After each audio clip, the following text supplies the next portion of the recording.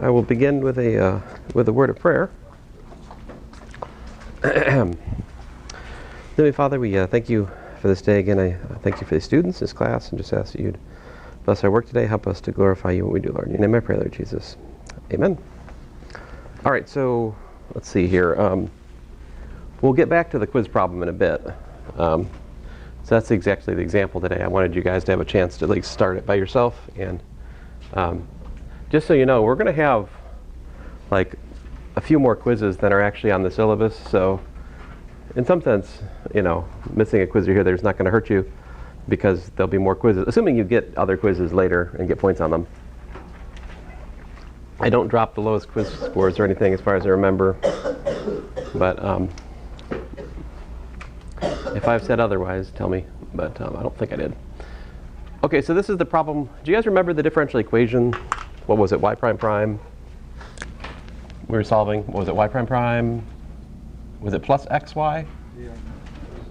Equal to 0. That was the differential equation we were solving. And so we proposed last time a solution of this form, right? We plugged it in. And after a bit of calculation, we figured out that a sub 2 was 0, right? And I'm going to take the liberty of reformulating the recurrence relation. This right here is a recurrence relation in a way which I think is going to be better. Recurrence relation. I think it's more natural to put the variable on this side in reference to the 1, 3 before it on the other side, but I don't know. I went the other way last time. So the first point is that if we look at A5, well, 5 minus 3 is 2, right? But we know a sub 2 is equal to 0 by the calculation last class. So that makes A5 0. But then A8 is, well, 3 less is 5. And we know that A5 is 0, so that's 0. So if you start, you can see the pattern pretty clearly here. Any multiple of 3 plus 2 is going to be 0 in the coefficients, right? So the ones we have to figure out are the others, right? So like, if we have, let's focus on, there should be some pattern. Let's find the pattern for a sub 3n, all right? So we have, you know, we'll start with k. K equals to 3, I suppose, is the first one to look at. There we have a sub 3 is equal to, you know, minus a sub 0 over 2 times 3, right? And I'm going to resist the urge of multiplying the numbers out because sometimes not multiplying the numbers out will help you see the pattern. Whereas if you multiply the numbers out, then you can't really see the pattern, you know? What's up next? How about k equals to 6? So that would be a sub 6 is minus a sub 3. 6 minus 3 is 3, yeah. Divided by 5 times 6, right? But that is, and I guess I should also maybe, there's two things going on that you might want to think about. So this is like, this is n equals to 1, right? In my current lingo for 3n. This is n equals to 2, right? So notice I've got a minus 1 to the 2 here times a sub 0 over 5 times 6 times 3 times 2, right? All right, so then we get n equals to 3, or k equals to 9. What happens there? Well, we've got a sub 9 is equal to minus a sub 6 over 8 times 9. All right, but that is minus 1 cubed times a sub 0 over, you know, 8 times 9 times 5 times 6 times 3 times 2, right? Let's see here. Then we get n equals to 4, which is also k equals to 12. All right, and that gives me a sub 12 is minus a sub 9 over 11 times 12, which is actually minus 1 to the 4th power times a sub 0 over 11 times 12 times 8 times 9 times 5 times 6 times 3 times 2. I think maybe there's enough to extrapolate the pattern from here. Right? Yeah. Oh, not a question? Okay. So can we figure out how these numbers are going? I mean, I think there's a minus 1 to the n. That's kind of clear at this point, right? Like, it's flipping back plus minus, plus minus, plus minus as we progress with different n, if different multiples of 3, right? Like, that's fairly obvious. There's always an a sub 0 here, right? And I'm trying to see if we can do anything with these, or if we just kind of have to let them be. Anybody see a pattern?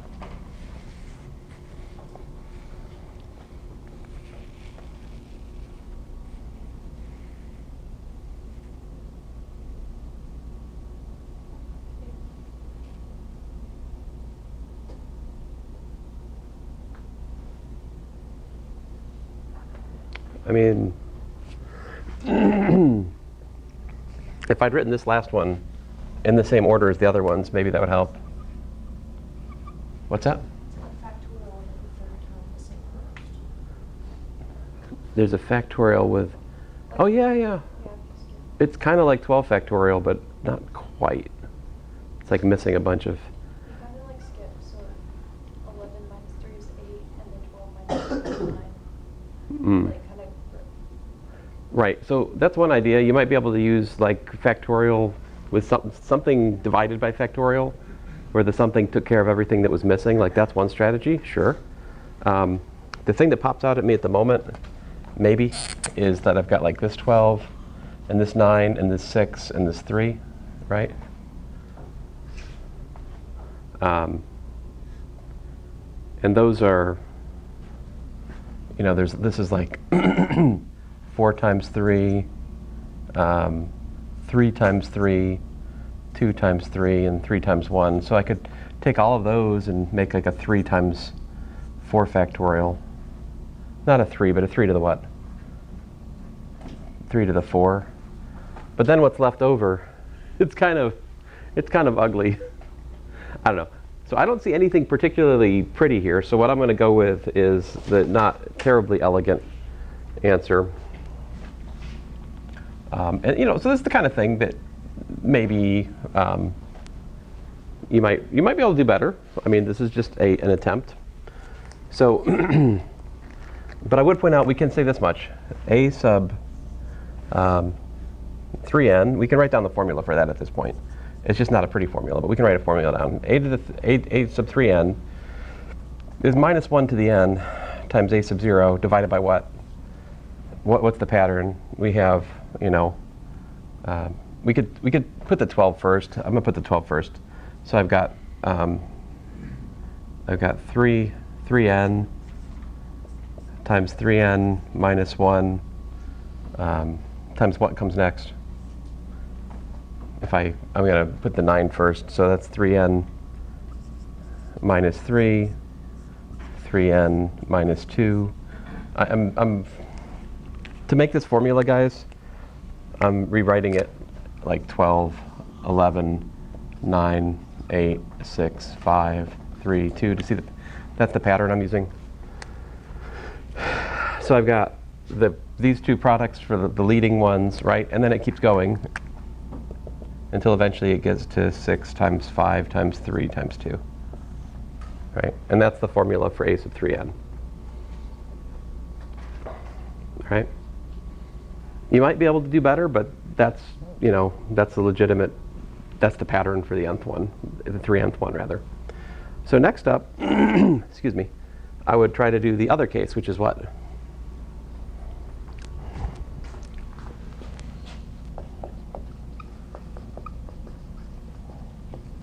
So we got 3n plus 2 are 0.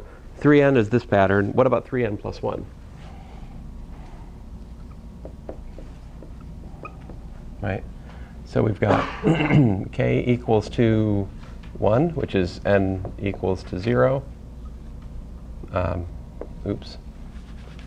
Stick with my color code in here. What does that tell us?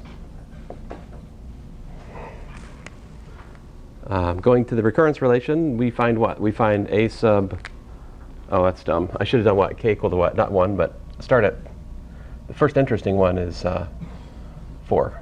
So k equals to 4, which is n equals to 0. Excuse me, that's n equals to what? My bad. Not 0, but what?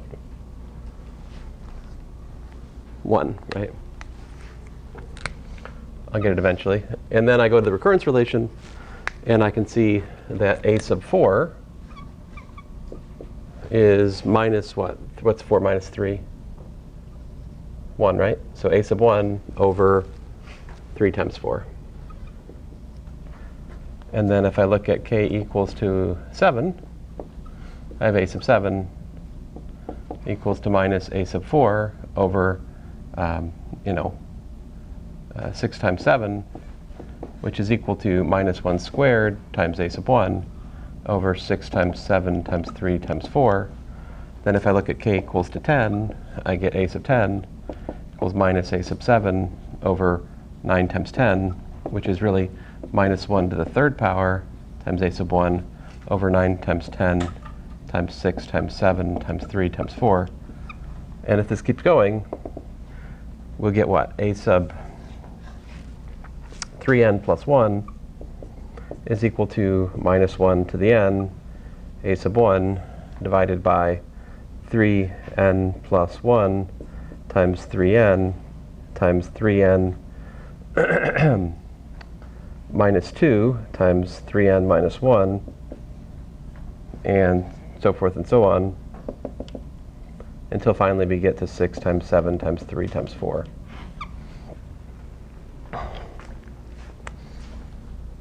I think that's the pattern on that one. All right.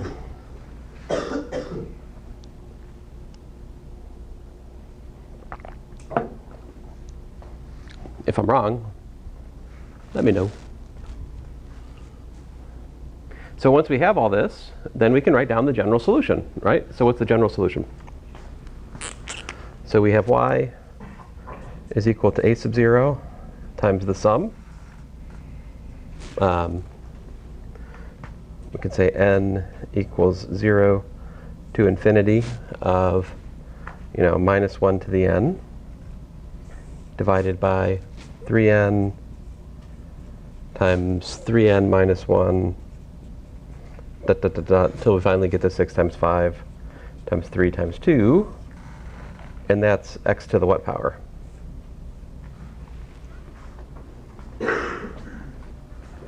It was to the 3n power, right? So x to the 3n.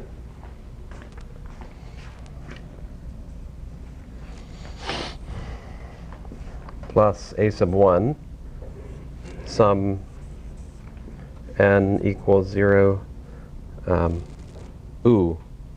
Well, you guys tell me what you think about n equals 0 here in a second. Let me write the formula down. Minus 1 to the n. 3n plus 1, 3n, all the way down until finally we get to 6 times 7 times 3 times 4. And this is x to the 3n plus 1.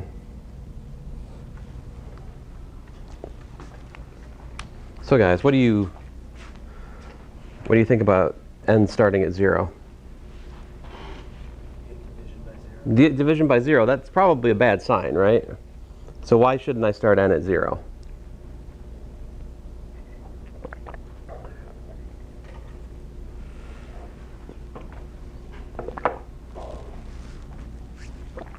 My first term was n equals to 1, wasn't it? All right, so if I'm going to keep with my patterns, I think I have to put a 1 here. And same goes over for here. But if I do that, what am I missing?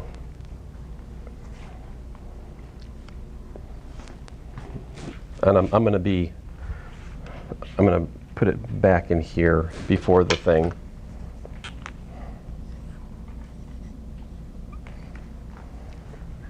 Same thing over here. I'm missing something, aren't I?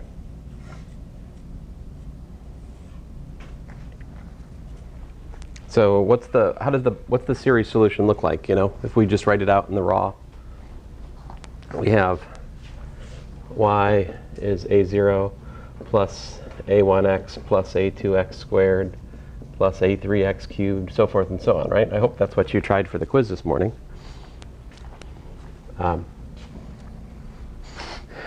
So how do I, you know, these pieces, right, they take into account everything basically here on out, right? That's like n equals to 1 for 3n and the next one. So what do I need to do? What am I missing? Just two things, right? I'm missing, like this formula doesn't make sense for n equals to 0, right? So those, like n equals 0 is an exceptional case for the formula in both cases. And so what we want to do is simply put a 1 plus this sum here, and what goes over here? That gives me the a sub 0 term, right? On the other one, I need to do what? X plus that, yeah? Now, if you see a way to take these terms, right, and fold it into one grand glorious formula that gets both of them, then fine, do that. But I didn't see it this morning, so that's how I'm going to write the answer. All right? And there it is.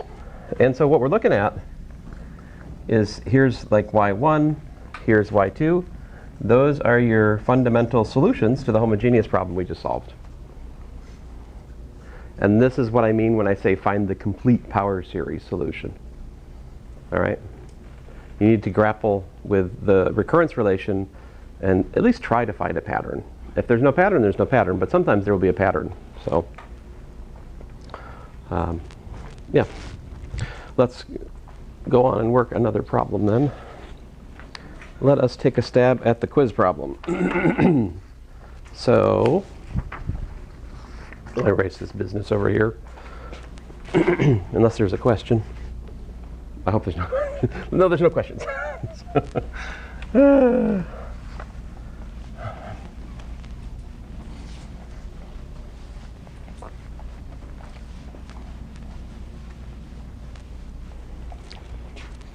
All right, so here we're trying to solve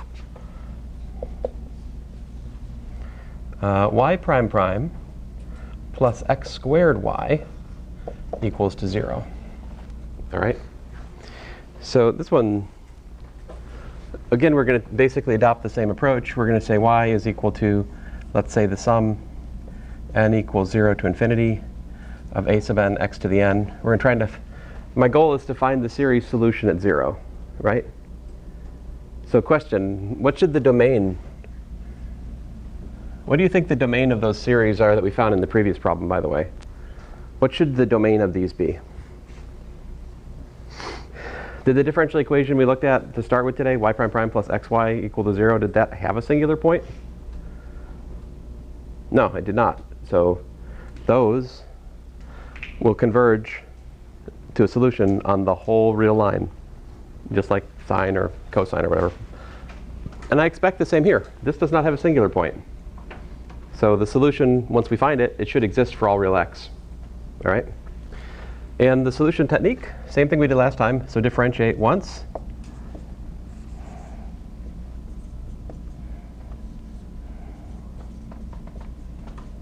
Differentiate twice.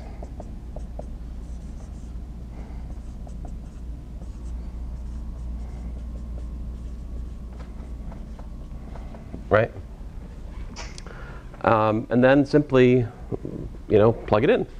So what we have is we have the sum n equals 0 to infinity, n times n minus 1, a sub n, x to the n minus 2, plus the sum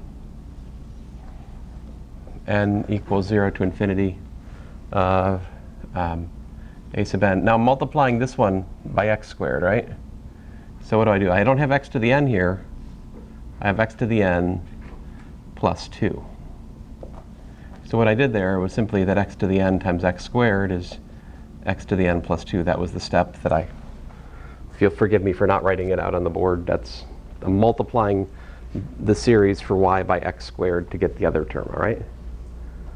Now, in order to add these series and make progress on this problem, I should find a common index, right? I'm not particularly fond of either of these expressions. Well, I guess if I convert the other one to a sub n minus 2, that might be interesting. No, I'm going to stick to my guns here. Let me just be boring and do the same thing I did last time.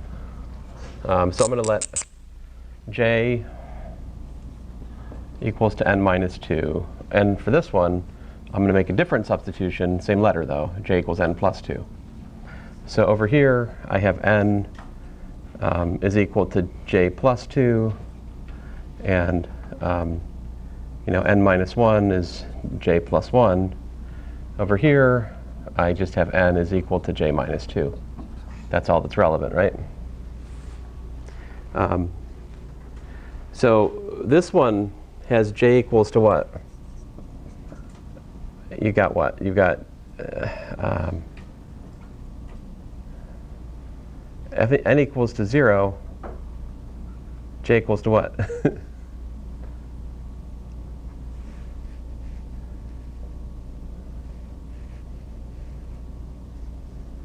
Oh, my bad. I seem to have lost something here, didn't I? This was n equals what? 2. I should have put a 2 there. So if I start at 2, this makes j start where? 0. So I got 0, 1, and so forth, right? Over here, where's j start? It starts at not 0, but n equals 0. 0 plus 2, 2. So this has j equals 2, 3, 4, and so forth, right? So in this story, as you try to add these two sums, you can't just add them as they are. You have to separate out a couple of, outliers.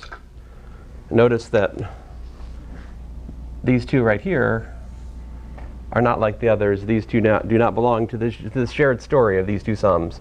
So we need to write out the j equals 0 and 1 case separately. Now that corresponds, of course, to n equals what? Like that's the first two terms here. That's n equals 2 and n equals 3, what we're talking about. So n equals 2. So for n equals to 2, I get what? I get 2 times 2 minus 1, which is 1, a sub 2, x to the power 0, and then I've got plus n equals to 3, which is 3, times 3 minus 1, which is 2, a sub 3, x to the 3 minus 1, excuse me, 3 minus 2, my bad, which is x. All right, those are the two exceptional terms in this sum up here, right? Then I have sum j equals 2 to infinity, all right? And I'm just going to do it all at once here. So from this one, I've got my j plus 2 times j plus 1, all right, times a sub j plus 2, right? The pattern matches, right? Notice the matching n with that, n minus 1, j plus 2 matches j plus 2, then 1 less there. Great. And then plus this guy, which is a sub what? Over here, n is equal to j minus 2, so I got j minus 2. All right? And that's all times x to the power j equal to 0. Any questions? So what do we learn from this expression? Now we can equate coefficients, right? We can equate coefficients. And two things are kind of nice here. We learned that a sub 2 is equal to 0. And we learned that a sub 3 is equal to 0 because there's no matching, every coefficient must be 0, right? It's just that the coefficient of the constant term and the coefficient of the x term are only found here. Everything in the sum is starting at x squared and higher, right? This is important, that when you write this kind of thing out and start making conclusions, you must be sure that you have isolated each power into its own bucket. All right, I have for sure all of the 0th power terms, all of the 1st power terms, all of the 2nd and higher power terms over here. All right, so I get that. But this right here must also be 0, right? This must be equal to 0 for j equals to 2, 3, and so forth, right? So if you look at that, you can extrapolate from that that a sub j plus 2 must be equal to minus a sub j minus 2 divided by j plus 2 times j plus 1. That's hideous, so let's trade it for a sub n, or I'll do a sub k. A sub k is equal to minus a sub what? If I let k equal to j plus 2 to try to make the formula nicer, what do I have here?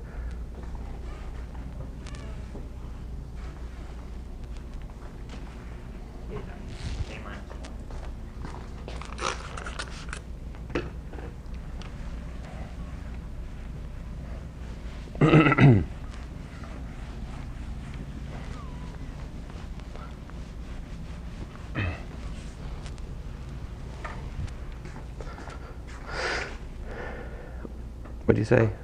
It's over k. Oh, yeah. Tell you what, I'm gonna write it up here so everybody can see it. So a sub k equals to what? What was your vote? Minus a, and then I think it's k minus 4. Uh-huh. Then over k times k minus 1. K times k minus 1. All right. I mean, okay. Sorry, that's horrible. So there we go. This means that, so like we're going to have a sub 4n plus j equal to like minus a sub 4n divided by 4n plus j times 4n plus j minus 1, right? Like this is going to be true for j equals to 0, 1, 2, and 3. My point to you is simply that these recurrence relations reveal that there's a relation every 4. There's a sort of a 4, you could call it a fourplicity, right? And so there's there's going to be a relation between like a sub 0, a sub 4, a sub 8, a sub 12, a sub 16, right? Those are going to be related. A sub 1 relates to a sub 5, relates to a sub 9, relates to a sub 13, and so forth, right? A sub 2 relates to a sub 6, relates to a sub 10, 14, right? A sub 3 relates to a sub 7, 11, 15, and so forth, right? Add 4. So the fact that we have a sub 2 and a sub 3 equals to 0, that gives us that half of the coefficients are 0, right? Like, notice that a sub 6 is equal to, minus a sub 2 over 6 times 5, right? But that's what? A sub 2 we found was 0 over there. So this is 0. And continuing in this fashion, a to 4n plus 2 is equal to 0. All right? And likewise, if we look at anything of the form 4n plus 3, like a sub 7 is minus a sub 3 over 7 times 6, right? But that's 0. And that, continuing this pattern, shows you that a to the 4n plus 3 is equal to 0 for any such index. So what's left, right? What's left? Just multiples of 4 or multiples of 4 plus 1, yeah? And so let's look at that. So if we look at, I'll try to stick with the language I was using before. I think we can use it again. If I look at k equals to, let's look at the 4n ones to start with. 4n, right? So n equals 2 is the kind of first relation that's, n equals 1 rather, my bad. So we'd be looking at a sub 4 is minus a sub 0 over 4 times 3. All right? And then next up, a sub 8. We have minus a sub 4 over 8 times 7, which is minus 1 squared a sub 0 over 8 times 7 times 4 times 3. All right. That's the n equals 2. Then I have a sub 12 is minus a sub 8 over 12 times 11, which, by the way, is minus 1 to the third power a sub 0 over 12 times 11 times 8 times 7 times 4 times 3. All right? That's n equals 3.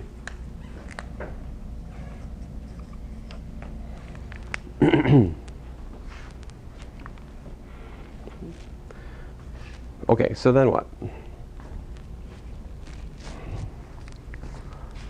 N equals to 4. I have a sub 16 equal to minus a sub 12 over 16 times 15, which of course is minus 1 to the fourth power times a sub 0 over 16 times 15 times 12 times 11 times 8 times 7 times 4 times 3. All right. So can we see any pattern here?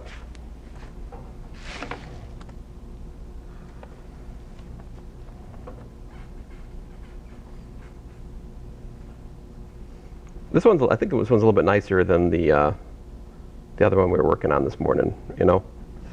All right.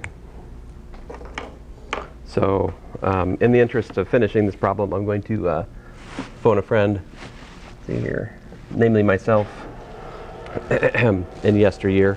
So this is an example in the notes. In fact, this is example 4.22.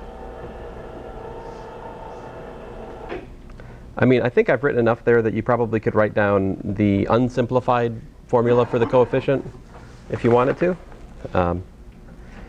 But I kind of want a little bit more here. I want to see if I can show you guys the nice formula here.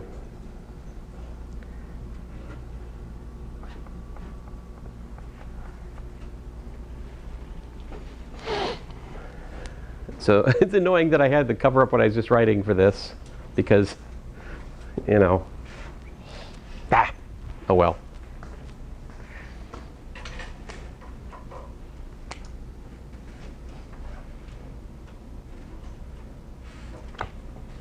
So there's the formula. So if you, that was what I just wrote, isn't it? See that? This is what I just had on the board. And if you tilt your head and squint, you can extract, now my k is what my n was. So this would, we would, if you're keeping with your notes, you probably want to write down C4n is n factorial times 4 to the n times 4n minus 1 times 4n minus 5 times 11 times 7 times 3. So that's, that's the pattern there, which I think is a little bit better than the pattern I found for the previous problem today. And if you study C1, C5, C9, very similar calculations show you the pattern there is this. And then you put them together, and then you found the complete series solution for the differential equations is this. This time I have a formula which works for k equals to 0, n equals 0 for you guys. And there it is. So that's one of the advantages of rewriting things in terms of factorial. Sometimes it makes the formula still make sense for like 0, because remember 0 factorial is 1. If you didn't remember that from calculus 2, well, you've been reminded. So with the earlier formula, it's basically be the same thing, but with 3 instead of 4. The earlier what? To rewrite the... Oh, the one we had earlier today? I don't know. Maybe. And now if I just ask for the first, but we could say more. What is C0 equal to here? Or your a sub 0 and what I had on the board? Oh, I forgot to say the rest of the quiz. What was the rest of the quiz? Did you guys, it's been so long ago you've forgotten, but y of 0 was 1, and y prime of 0 was 2, right? So that makes, for the quiz problem, C0 is 1. C1 is, the meaning of C1 is the y prime of 0. If we look at Taylor's theorem, right? So like C0 is 1, and C1 is 2. So the first three, the answer to the quiz problem was 1 plus 2x. Whoa. What's next? First three non-trivial terms. I think the next one is that guy. So minus 1/12 x to the 4th. I think that would have been it. So if you got that, hooray. Now if you just got the first two terms, well, that's still like 2/3 credit. See, I tried to be nice to you guys. I gave you initial conditions, so that means you can just write down the first two terms for free, right? You don't even need to plug it in. Like I could immediately write down for my problem statement, y is equal to 1 plus 2x plus ... right? I only asked you for three terms. That would have gotten you 2/3 partial credit right there. Or maybe I should make the third term worth more, right? No? I don't know. So, you know, to find the complete power series takes some time. Let me show you one thing and we'll be done for today. The next kind of problem, next method we're looking at is called the method of Frobenius. The simplest kind of Frobenius problem, though, is called the Cauchy-Euler problem. And I can solve one of those here in about 3 seconds. Check this out. If I have x squared y prime prime plus, I don't know, y equals to 0, we can solve this very easily. So you just let y equals x to the power r, then y prime is r x to the r minus 1, y prime prime is r times r minus 1, x to the r minus 2. Plug that in, we get r times r minus 1 plus 1, all times x to the r equals to 0. So this gives me r squared minus r plus 1 equals to 0, which gives me r minus 1/2 squared is equal to, oh, rats, what have I done? Permission to change that to a minus y. All right, there we go. And that gives me 1 plus 5/4, okay. So then r is equal to 1/2 plus or minus the square root of 5 over 2. And the solution is y equals c1 x to the 1/2 plus the square root of 5 over 2 plus c2 x to the 1/2 minus the square root of 5 over 2. There you go. And that's how you solve a Cauchy-Euler problem. You simply plug in x to the power r and work out what we would call a characteristic equation, solve the characteristic equation, and you've got it. What's the domain of this? It may not be obvious, but these essentially are like square root kind of functions. So their domain is non-negative reals. So the domain of this solution here is really different than what we've seen. And that's because here x equals to 0 is a singular point. So this is a solution based on a singular point. This does not make sense at 0. But it does make sense on the positive reals. So anyway, we'll talk more about that next time. And the more general method to do this is called the Frobenius method.